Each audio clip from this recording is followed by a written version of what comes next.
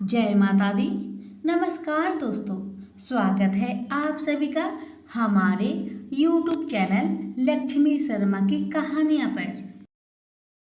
प्रेम से बोलिए सिया रामचंद्र की जय। प्यारे भक्तगणों, आज के दिन राम मंदिर में राम लल्ला की मूर्ति की प्राण प्रतिष्ठा की जाएगी। इस शुभ अवसर पर मैं आप सभी को सुनाने जा रही हूँ सिया रामचंद्र जी की कथा। इन कथा को बड़े ही श्रद्धा से, प्रेम भाव से पूरा सुने। आप सभी की मनोकामना राम लल्ला की कृपा से अवश्य पूर्ण होगी। प्रेम से बोले सिया रामचंद्र की जय। श्रवण करें कथा। एक नगर में एक जाट और जाटनी रहते थे और वह बहुत गरीब थे। एक बार जाटनी जाट से कहने लगी, मैं तुम्हें 4 रोटी बनाकर दूंगी, तुम नदी के किनारे जाना, वहाँ भगवान राम लक्ष्मण आते हैं, वहां जाकर तुम्हें कुछ पंक्तियां कहना है। जैसे राम बड़े लक्ष्मण छोटे, वे बैठे अम्बे की डाली, वो बैठे चंपे की डाली, मिट्टी का दशरथ बनावे, माखन मिश्री का भोग लगावे, दे परिक्रमा घर को आवे। जाट ने कहा, ठीक है। अब जाट रास्ते भर इन पंक्तियों को याद करता गया, पर जैसे ही नदी किनारे पहुंचा वैसे ही पंक्ति को भूल गया और कहने लगा, लक्ष्मण बड़े राम छोटे, वे बैठे अम्बे की डाली, वे बैठे चंपे की डाली, मिट्टी का दशरथ बनावे, माखन मिश्री का भोग लगावे, दे परिक्रमा घर को आवे। अब जाट की बातें सुनकर भगवान राम लक्ष्मण से कहते हैं, लक्ष्मण, इसने तुम्हें बड़ा बताया है, इसे कुछ दे दो। तब लक्ष्मण ने कहा, हे राम, हे भैया, इसकी बुद्धि मलिन हो गई है, यह बड़ा ही मूर्ख व्यक्ति है, कहीं राम से भी इस दुनिया में कोई बड़ा है? तब भगवान राम बोले, नहीं लक्ष्मण, इसने तुम्हें बड़ा बताया है तो तुम्हें तो कुछ देना ही होगा, इसे कुछ दे दो। राम जी की बात सुनकर लक्ष्मण ने थोथे बांस में कुछ मोहर असरफी भरकर उसे दे दिया। रास्ते में मोहर असरफी को चोर लूट ले गए। जब जाट घर गया तो जाटनी ने पूछा, कुछ मिला तुम्हें? तो जाट बोला, मिला तो था, दुर्भाग्यवश चोर ने उसे लूट लिया। जाटनी ने कहा, कोई बात नहीं, कल फिर जाना। अगले दिन फिर जाटनी ने 4 रोटी बनाकर जाट को दे दिया और फिर सिखाया कि इस प्रकार पंक्तियां को बोलना। तो जाट बोला, राम बड़े लक्ष्मण छोटे, वे बैठे अम्बे की डाली, वे बैठे चंपे की डाली, मिट्टी का दशरथ बनावे, माखन मिश्री का भोग लगावे, दे परिक्रमा घर को आवे। जाट फिर रास्ते भर इस पंक्तियों को याद करते गया, पर जैसे ही नदी के पास पहुंचा वह भूल गया और फिर कहने लगा, लक्ष्मण बड़े राम छोटे, वे बैठे अम्बे की डाली, वे बैठे चंपे की डाली, मिट्टी का दशरथ बनावे, माखन मिश्री का भोग लगावे, दे परिक्रमा घर को आवे। फिर भगवान राम बोले, हे लक्ष्मण, यह व्यक्ति आज भी तुम्हें ही बड़ा बता रहा है, तुम इसे कुछ दे दो। फिर लक्ष्मण जी बोले, इसकी बुद्धि बहुत ही खराब हो गई है, मूर्खमती वाला व्यक्ति है, कभी राम से बड़ा इस दुनिया में कोई हुआ है? तब भगवान राम बोले कि लक्ष्मण, इसने तुम्हें बड़ा बताया है, इसलिए तुम इसे कुछ दे दो। लक्ष्मण जी ने इस बार भी जाट को सोने की ईंट दे दी। रास्ते में फिर चोरों ने उसे लूट लिया। जब जाट घर गया तो जाटनी ने पूछा, तुम्हें कुछ मिला है? जाट बोला, मिला तो था, लेकिन रास्ते में चोरों ने लूट लिया। जाटनी ने जाट से पूछा, तुम मुझे पंक्तियां सुनाओ, तुम नदी के पास जाकर कौन सी पंक्तियां सुनाते हो, एक बार बताओ। तो जाट बोला, लक्ष्मण बड़े राम छोटे, वे बैठे अम्बे की डाली, वो बैठे चंपे की डाली, मिट्टी का दशरथ बनावे, माखन मिश्री का भोग लगावे, दे परिक्रमा घर को आवे। जाट के मुख से पंक्तियां सुनकर जाटनी बोली, तुम तो बड़े ही भोले हो, कहीं राम से बड़ा इस दुनिया में कोई हुआ है? अब कल फिर जाना, अब इस बार ठीक ठीक बोलना।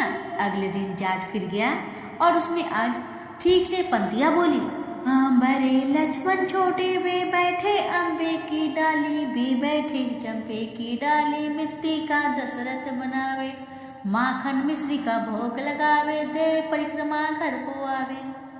लक्ष्मण जी बोले, हे राम, आज इसको अकल आ गई है, आज इसे आप कुछ दे दीजिए। राम जी मुस्कुराए और आए और बोले कि भाई, मेरे पास क्या है, ये जौहर की मिट्टी है, इसे ले जा। यह कहकर अपने हाथ से थोड़ी सी मिट्टी की डली जाट को दे दिया। जाट बरबरा कर जाने लगा कि आज मेरी पत्नी ने मुझे उल्टी सीख दी है। रोज सोना चांदी मिलता था, आज मिट्टी की डली मिली है। मिट्टी लेकर वह घर की ओर चल दिया। बीच रास्ते में फिर से चोर मिले और उन्होंने मिट्टी देखी तो मिट्टी देखकर कुछ नहीं बोले।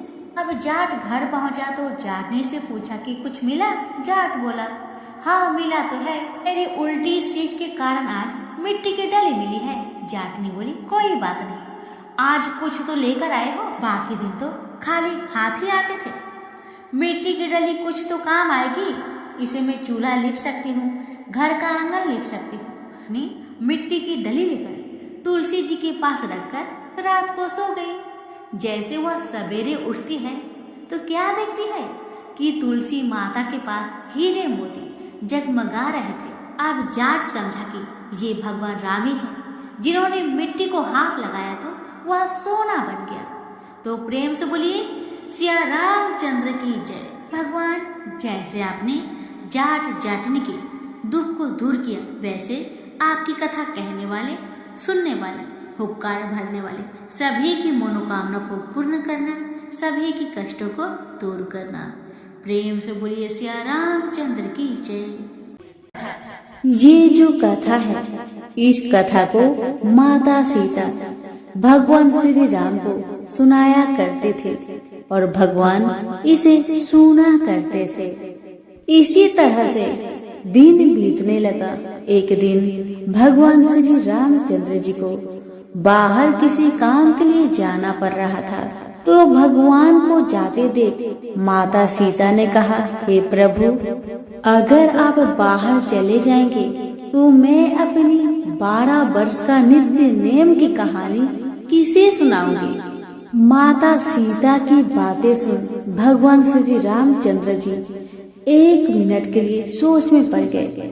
फिर उन्होंने कहा, सीते, आप गांव के बाहर जो कुआं है वहीं पर जाकर बैठ जाइएगा।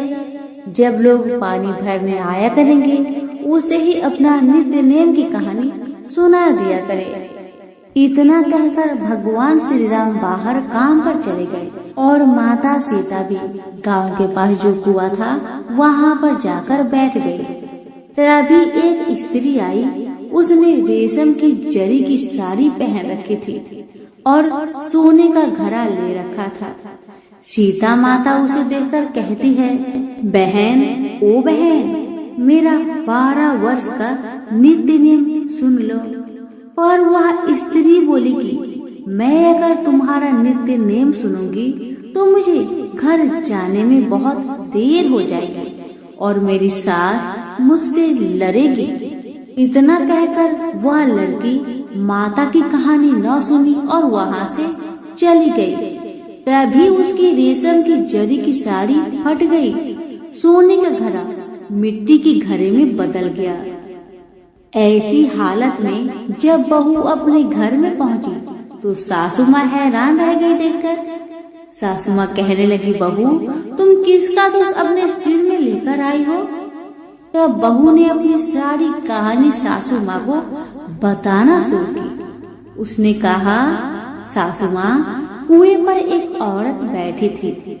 उसने मुझसे कहा कि कहानी सुन, लेकिन मैंने कहानी नहीं सुनी और जिसका परिणाम मुझे यह मिला है।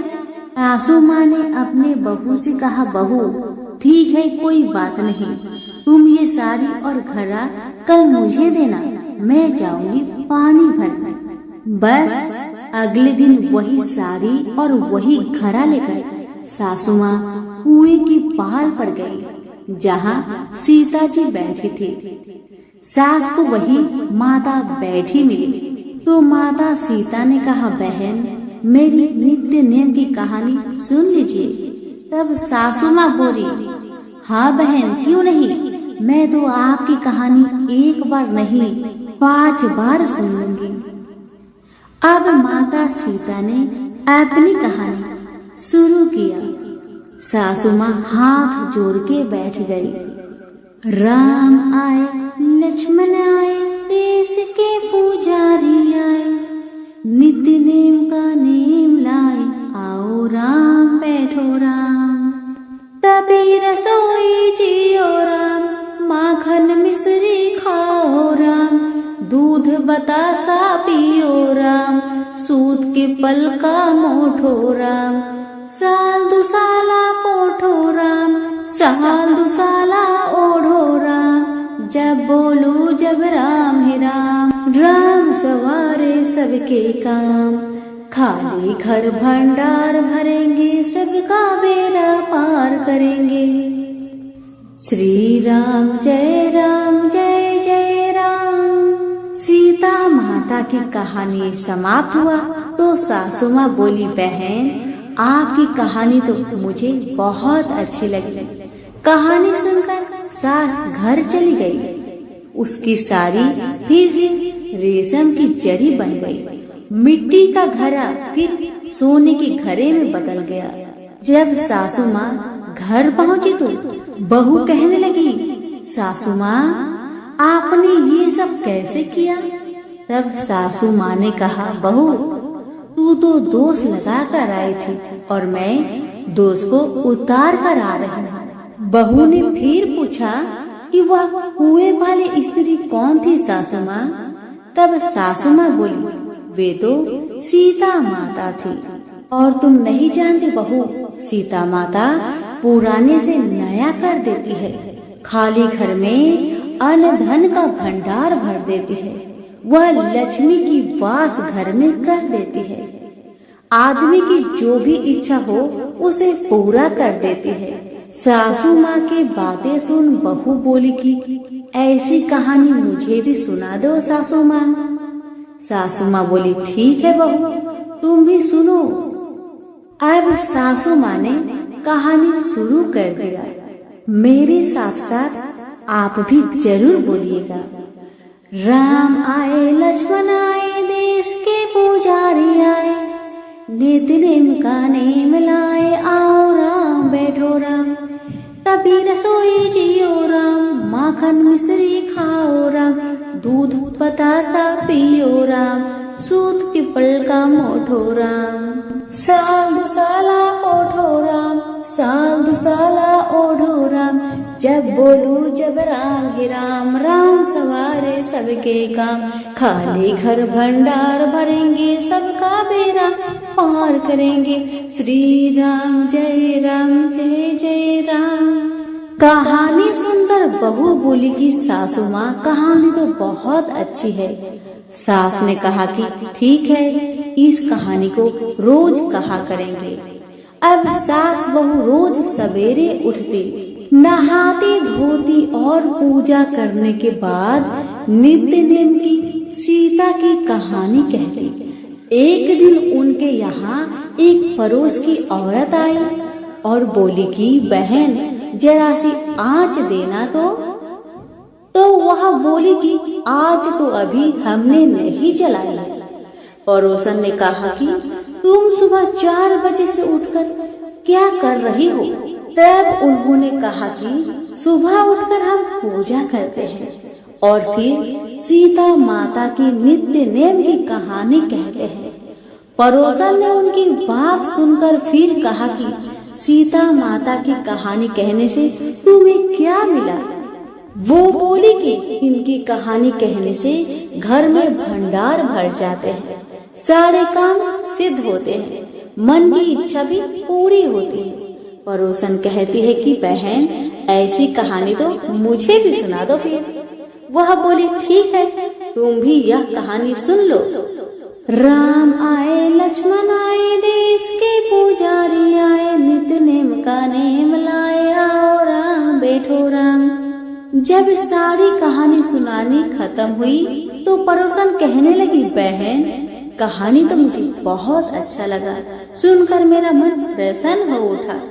अब वह पड़ोसन भी नित्य ने सीता माता की कहानी कहने लगी। कहानी कहने से सीता माता ने पड़ोसन के घर में भी भंडार भर दिए। अब तो पूरे मोहल्ले में नित्य नेम की कथा सभी करने लगे और माता सीता की कृपा से सभी की मनोकामना पूरी होने लगी।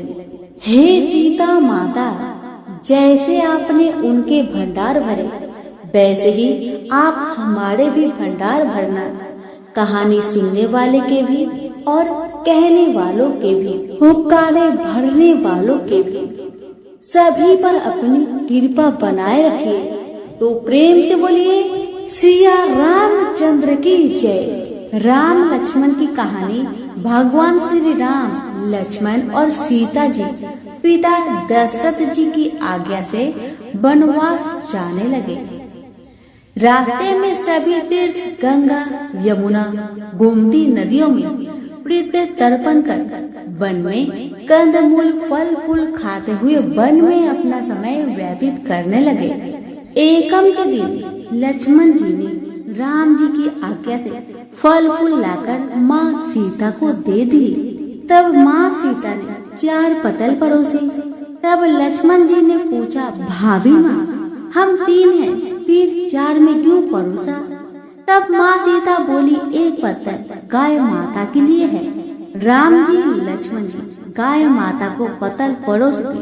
तब राम जी ने पूछा, सीता जी आपने खाना शुरू क्यों नहीं किया?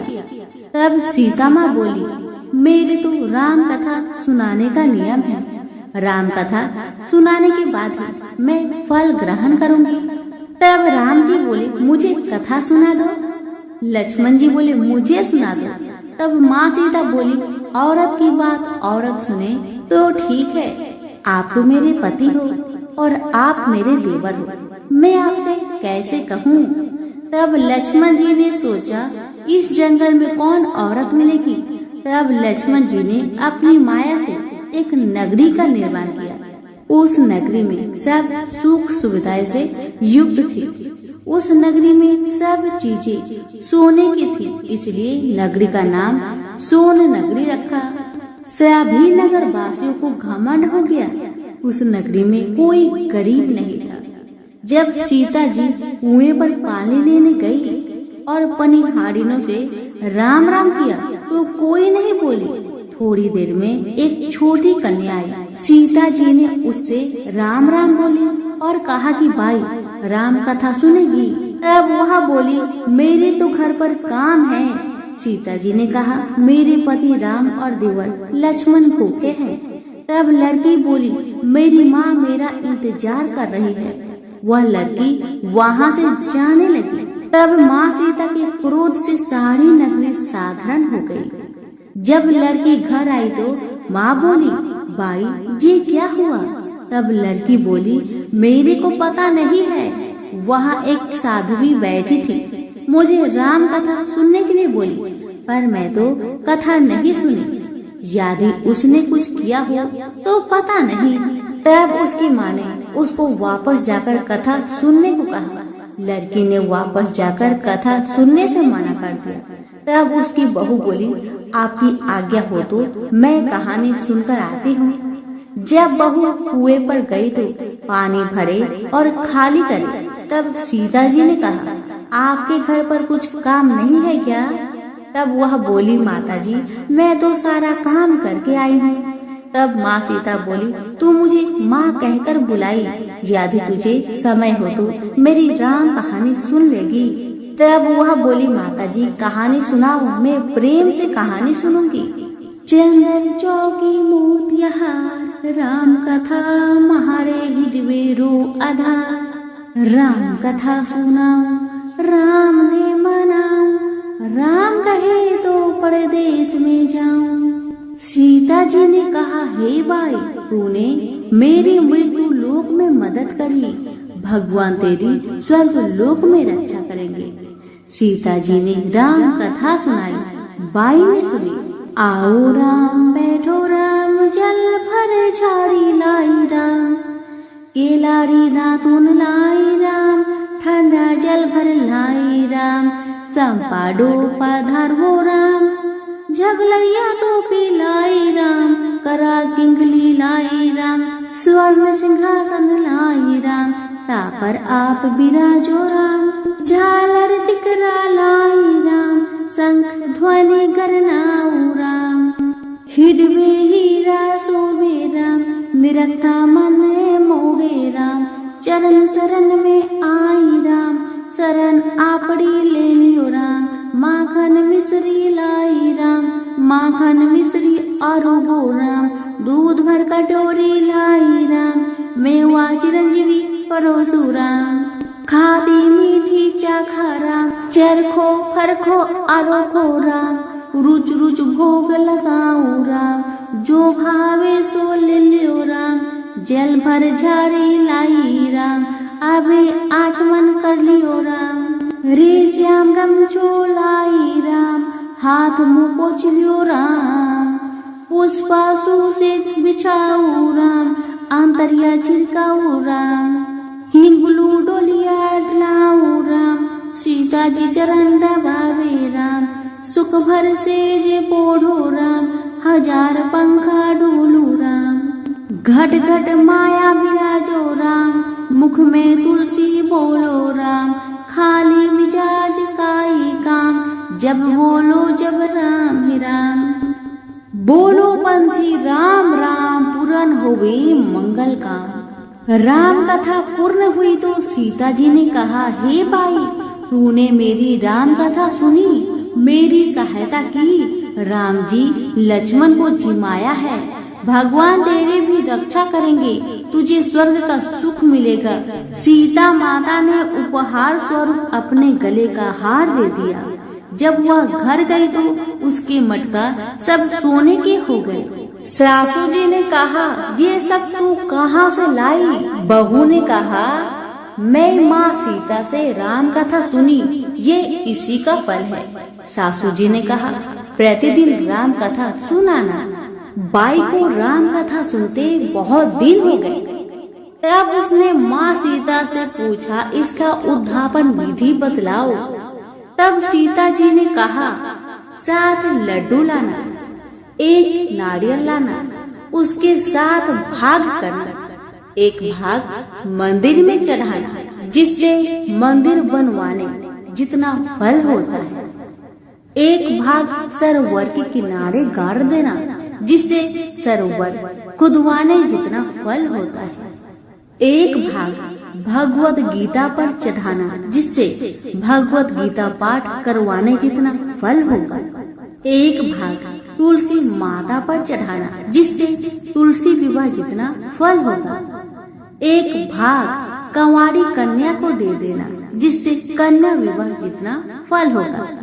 एक भाग सूरज भगवान को चढ़ाना, जिससे 33 करोड़ देवी देवता को भोग लगाने जितना फल होगा।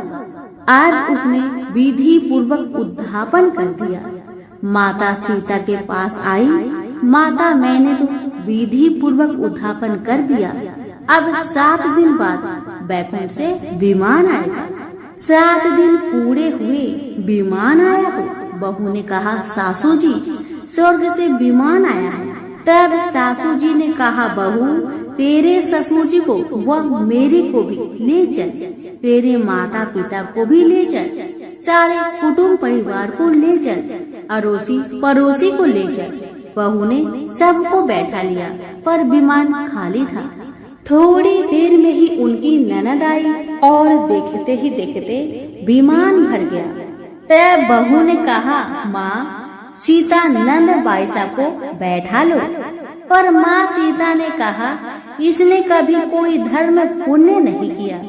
तब बहू ने कहा, बाईसा आप पहले राम लक्ष्मण की कथा सुनना, उसके बाद आपके लिए बैकुंठ से विमान आएगा। गांव के सारे लोग एकत्र हो गए और पूछने लगे, भाई तूने ऐसा कौन सा धर्म पुण्य किया? गीता भगवत के पाठ किए, हमें भी बताओ। तब बाई ने कहा, मैंने तो माता सीता से प्रतिदिन राम कथा सुनी और नियम से उद्धापन किया। तब समस्त ग्रामीण राम कथा सुनने की जिद करने लगे। तब बाई राम कथा कहने लगी और सब नर नारी सुनने लगे। राम कथा संपूर्ण होते ही समस्त नगरी सोने की हो गई। बाई ने कहा, जो कोई राम कथा को सुनेगा उसको मेरे समान ही फल मिलेगा। सब राम लक्ष्मण जी की जय जयकार करने लगे और विमान स्वर्ग में चला गया। 7 स्वर्ग के दरवाजे खुल गए। पहले द्वार पर नाग देवता, समस्त देवी देवता पुष्प वर्षा करने लगे। देवताओं ने पूछा कि तूने क्या पुण्य किया? तब उसने कहा, मैंने तो राम लक्ष्मण जानकी की कहानी सुनी। तो समस्त देवताओं ने कहा, वर मांग। तब उसने कहा, मेरे तो सब सिद्धियां हैं, मुझे यह वर दो कि जो भी श्रद्धा व भक्ति से राम कथा, राम लक्ष्मण जानकी की कहानी सुनेगा उसको मेरे समान ही फल मिले। सभी देवी देवताओं ने पुष्प वर्षा करते हुए तथास्तु कहा। चारों ओर राम राम की जय जयकार होने लगी। प्रेम से बोलिए सिया रामचंद्र की जय। कि किसी गांव में एक गरीब जाट और जाटनी रहते थे। जाटनी हमेशा अपने पति से कहती कि मैं तुम्हें 4 रोटी बनाकर दूंगी, तुम नदी किनारे जाना, वहाँ पर भगवान राम और लक्ष्मण जी आते हैं, वहाँ जाकर तुम इस तरह कहना, राम बड़े लक्ष्मण छोटे, वो बैठे अम्बे की डाली, वो बैठे चंपे की डाली, मिट्टी का दशरथ बनावे, मक्खन मिश्री का भोग लगावे, दे परिक्रमा घर को आवे।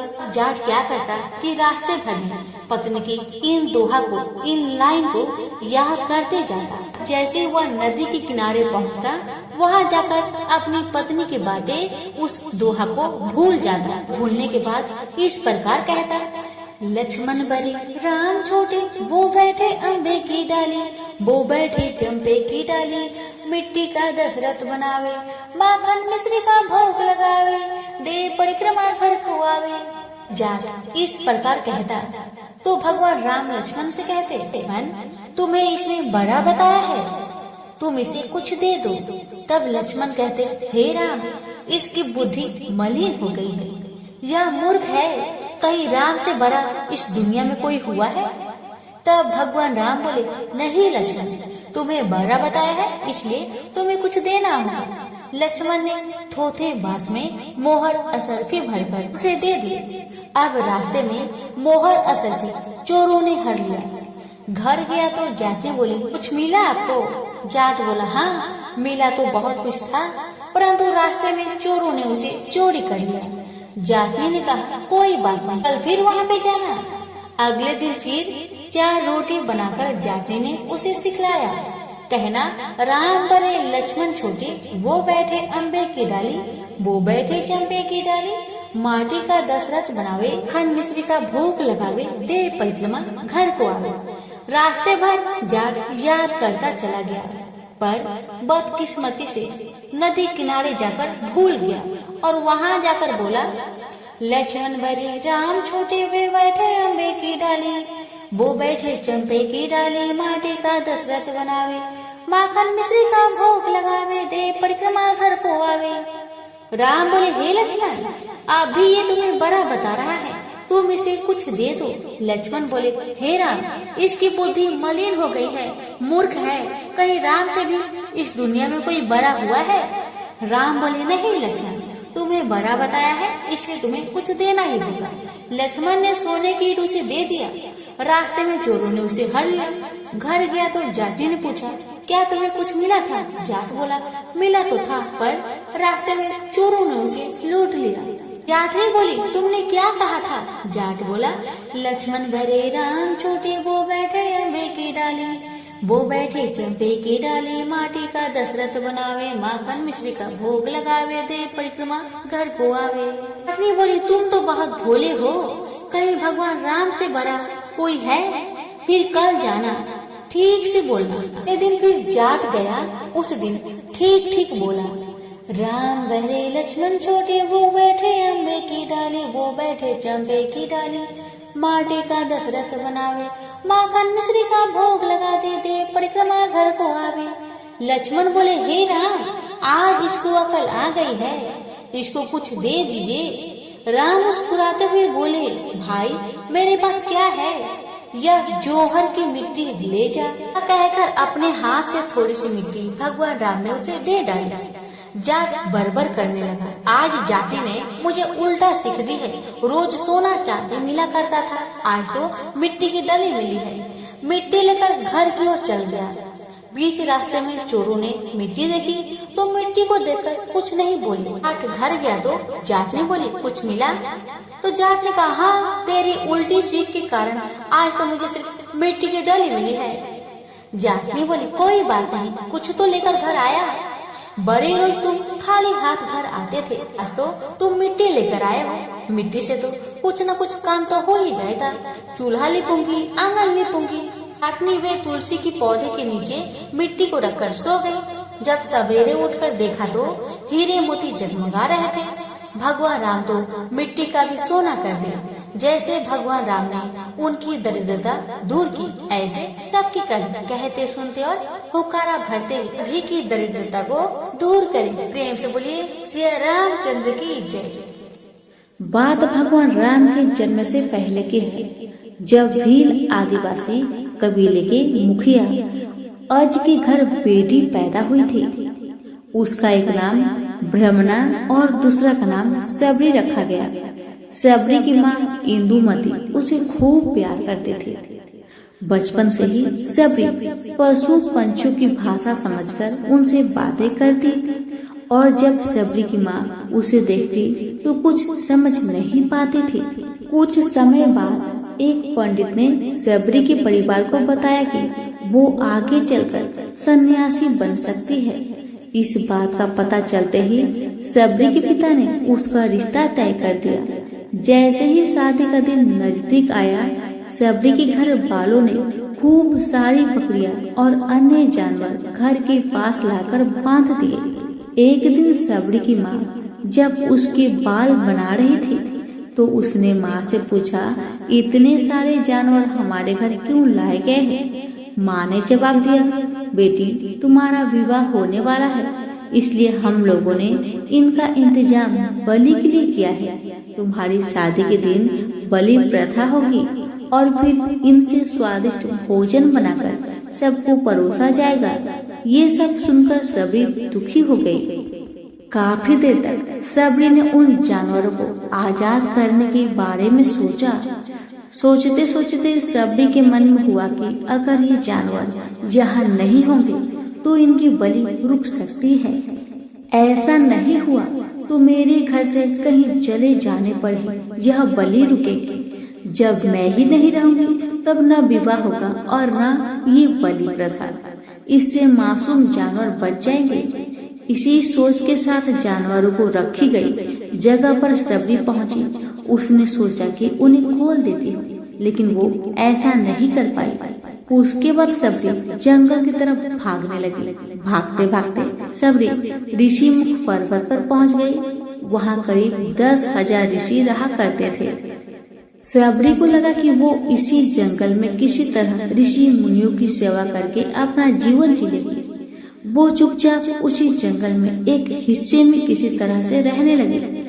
सबरी रोजाना ऋषि मुनियों की झोपड़ी के आगे झाड़ू लगाती और हवन के लिए लकड़ियां भी लाकर रख देती। ऋषि मुनियों को समझ नहीं आ रहा था कि जंगल में उनके काम अपने आप कैसे हो रहे हैं। एक दिन सबरी को किसी ऋषि ने देख लिया। उसे देखते ही उसका परिचय पूछा।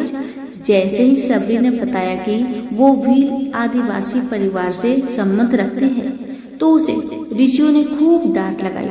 सबरी को इस बात का बिल्कुल भी पता नहीं था कि उसकी जाति छोटी है और उसे ऋषियों द्वारा जाति की वजह से अपमान सहन करना पड़ रहा है।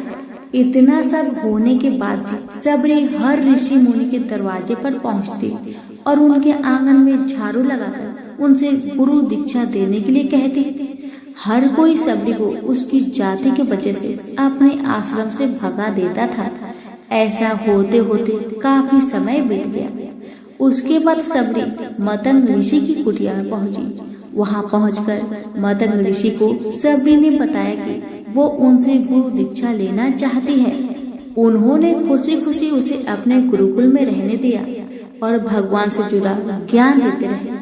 सबरी ने भी अपने गुरु मतंग ऋषि की सेवा करने में कोई कसर नहीं छोड़ी।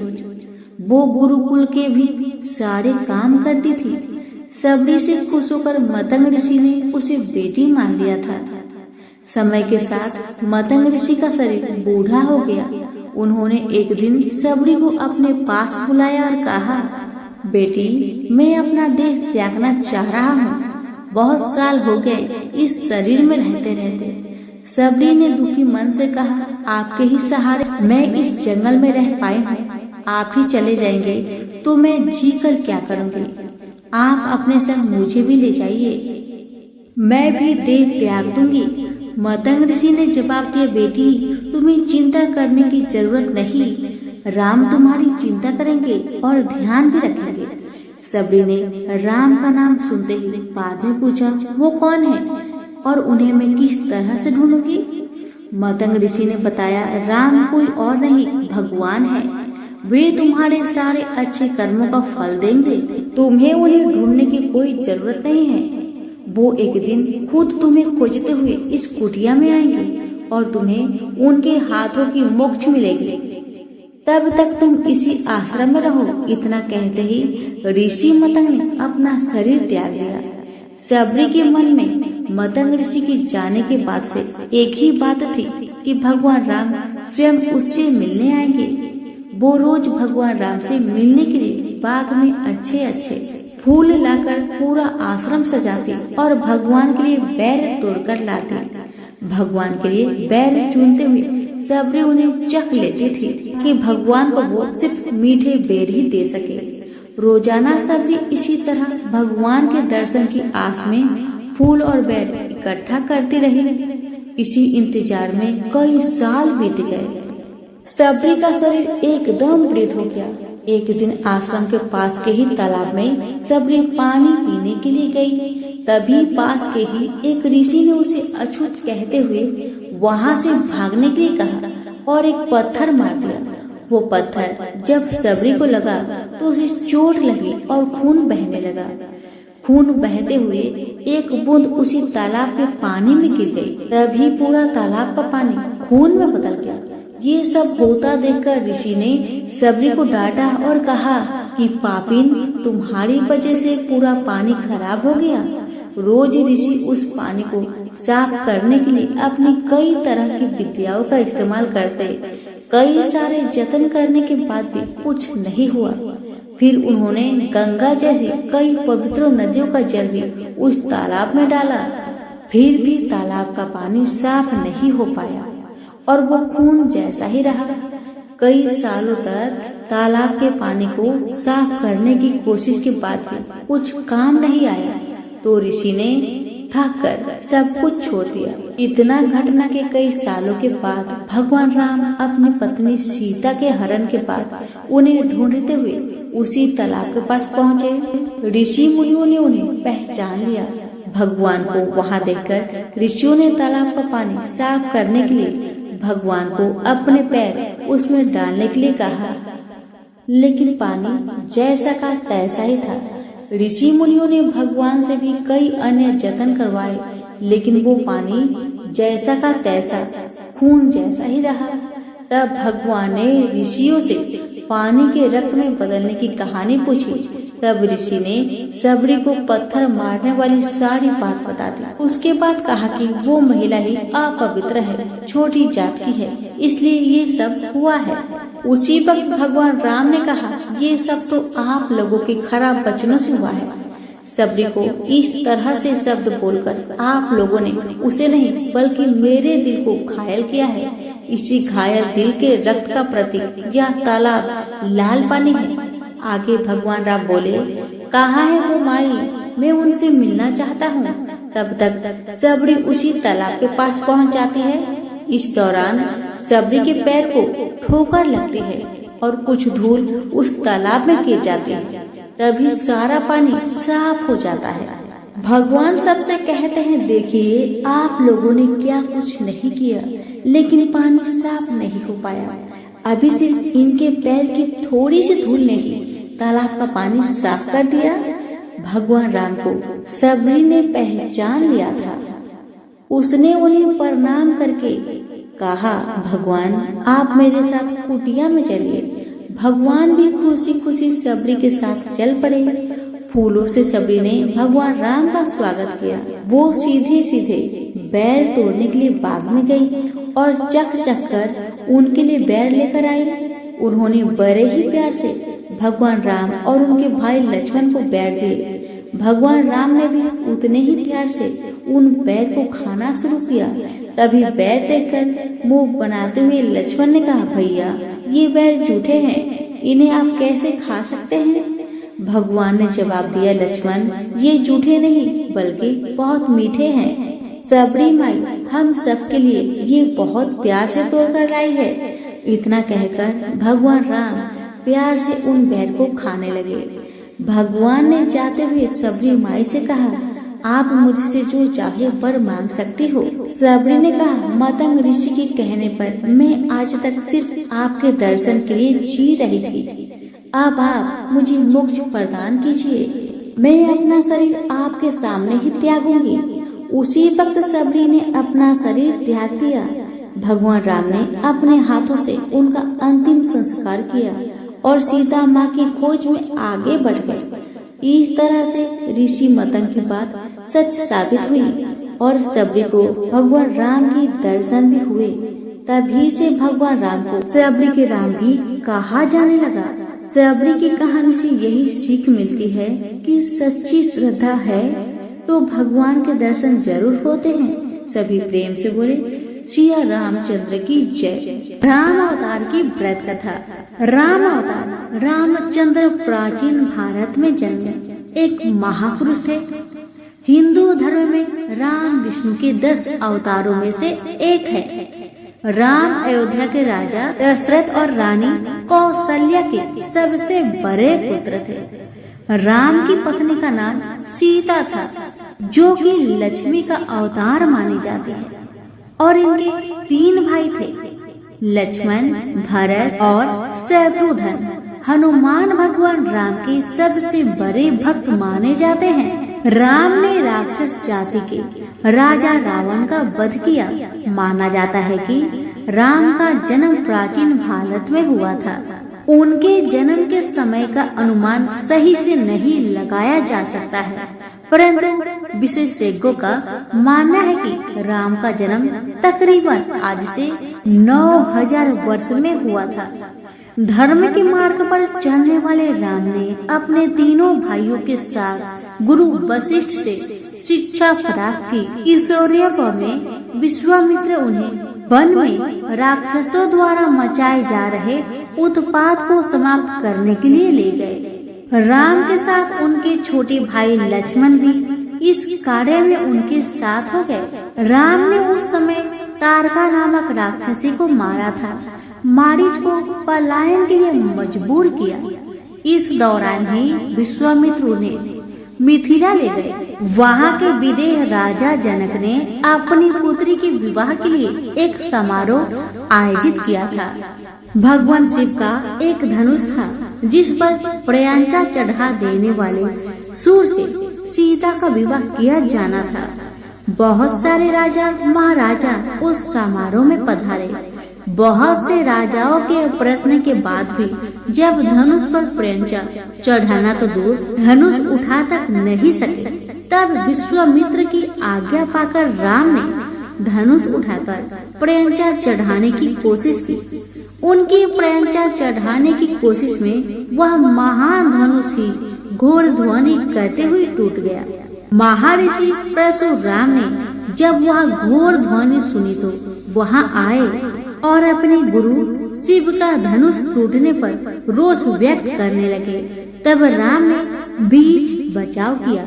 इस प्रकार सीता का विवाह राम से हुआ और परशुराम सहित समस्त लोगों ने आशीर्वाद दिया। राजा दशरथ वानप्रस्थ की ओर अग्रसर हो रहे थे, अतः उन्होंने राज्यभार राम को सौंपने का सोचा।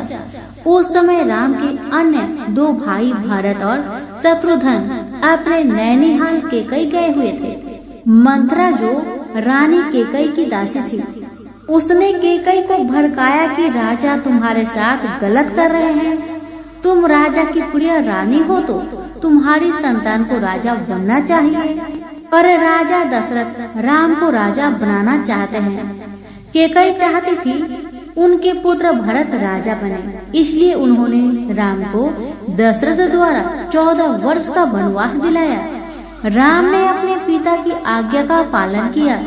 राम की पत्नी सीता और उनके भाई लक्ष्मण भी वनवास गए थे।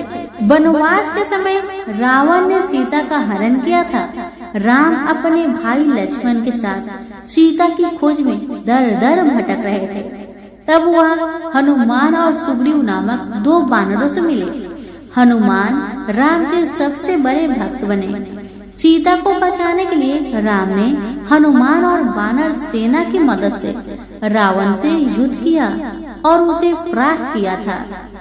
भगवान राम ने जब रावण को युद्ध में परास्त कर दिया, तब उसके छोटे भाई विभीषण को लंका का राजा बना दिया। राम, सीता, लक्ष्मण और कुछ वानर जनक पुष्पक विमान से अयोध्या को प्रस्थान कर गए। वहाँ सबसे मिलने के बाद राम और सीता अयोध्या के राजा और रानी की पद को पाए। प्रेम से बोलिए श्री रामचंद्र की जय।